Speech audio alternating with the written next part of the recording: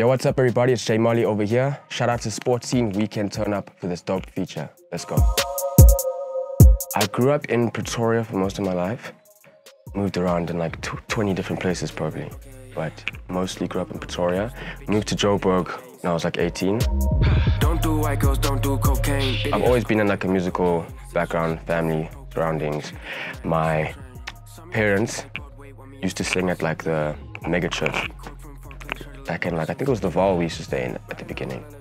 And then I have two sisters, they can all sing as well. So we all just grew up in a musical family. Everyone sang, everyone did like karaoke, stuff like that. So I was always influenced by music. And then I started playing guitar when I was like 9. I was into that for like 4 or 5 years. Then I got into hip hop dancing. It was like a huge switch up. And then I got into rap. So drugs to the kids next door, I ain't use no code names.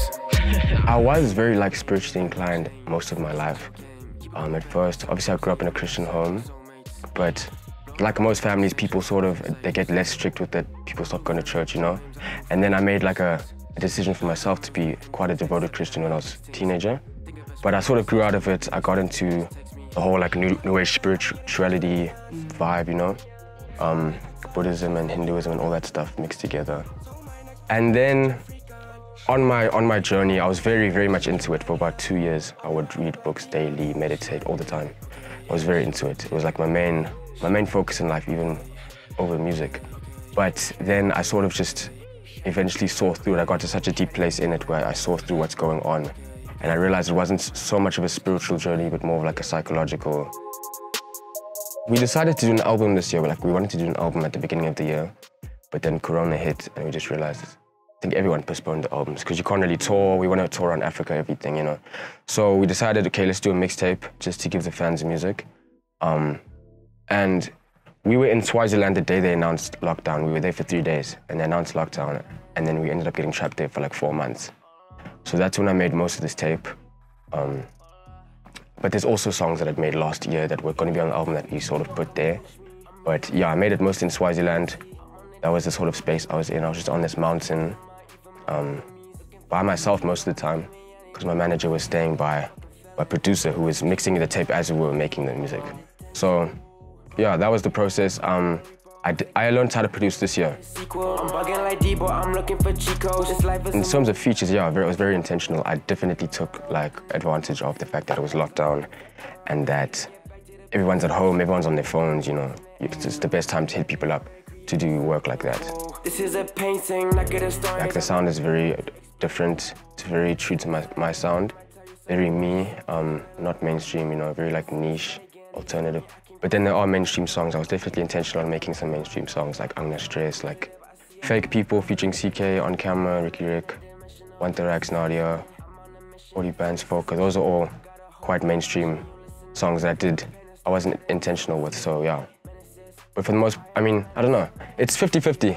Some is like really me, some is really quite mainstream.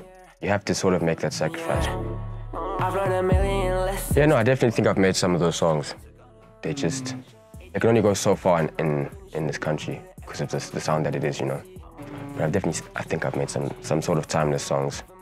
Just hits regardless of like what.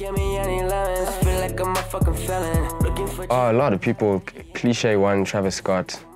It's just like you can't not mention him. A lot of people are Lil Uzi Vert, Playboy Cardi, most of the new wave guys, you know.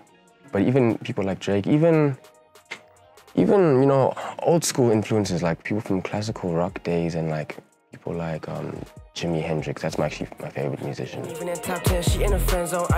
Drake and Travis, but Drake is the biggest, the best. Can't go wrong with Drake. And you really like, if he does a song with someone, he really pushes it, he writes with them, you know. He's never like half-hearted with it, so yeah. I've definitely grown a lot, you know. When I entered the game, I'm still young. I'm 22. I'm not as young as I wish I was. I wish I was still like 18, 21. But when I was 18, that's sort of when I entered the game, and I was very young, I was very naive. Didn't know a lot about anything at all. Didn't know anyone. I wasn't part of Joburg. I didn't know anything about Joburg. Joburg and Pretoria are very different, very different. So there's a whole new ball game, but I had the right people around me, you know. My manager, Nav, specifically. he was with me from the beginning. He really like showed me the ropes of what's going on. So I mean, there's so much that I learned, countless things, you know. It could be such a long conversation, but I've learned a lot. Everyone says that they wish they could tell the younger self, like, you shouldn't have worried, but that's like stupid. You can't really say that. You can only like say, I shouldn't have worried when you're in a good position. But I mean, there could have been 5 years where life was hell, and there's no other way about it. Life was not good at the time. You shouldn't have said, like, shouldn't have worried. Like, so I wouldn't say that, but I mean, but it would be probably the biggest advice I would give to a person would be to like, question everything. Like everything. And like don't live within the ideas and judgments and indoctrination of other people. Like, become your own person, make your own thoughts, make your own opinions about things, and read about everything. Like, don't just read about the one side of something, whether it be like politics, religion, or just anything. Read about every part of it, so you're able to see the skepticism about it, you're able to see, and then you can probably make like a judgment about something, you know. That would be my advice to give to people. Yeah, it's a slave with a $sign. It's sort of has like two meanings.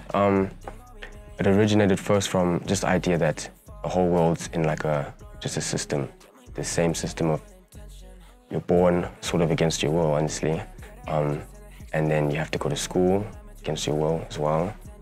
Then after you've done school, you either go to university, because if you don't, you're not going to really do anything in life unless you have other options. But you have to go to university, then get married, buy a house, have kids, die. Your kids do the same thing.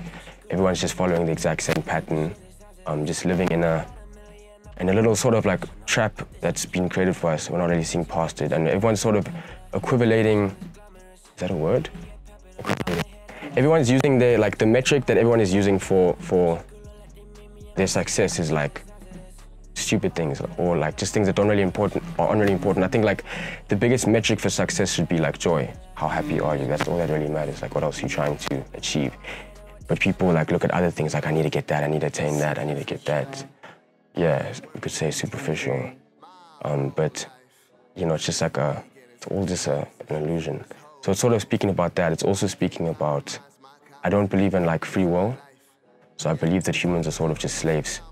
And nature itself, life itself is sort of a slave to itself, because it's conscious of this experience that's going on, but it has no say in how to go about it and what to do. It has no say in controlling it. So we're just sort of like watching this thing play out.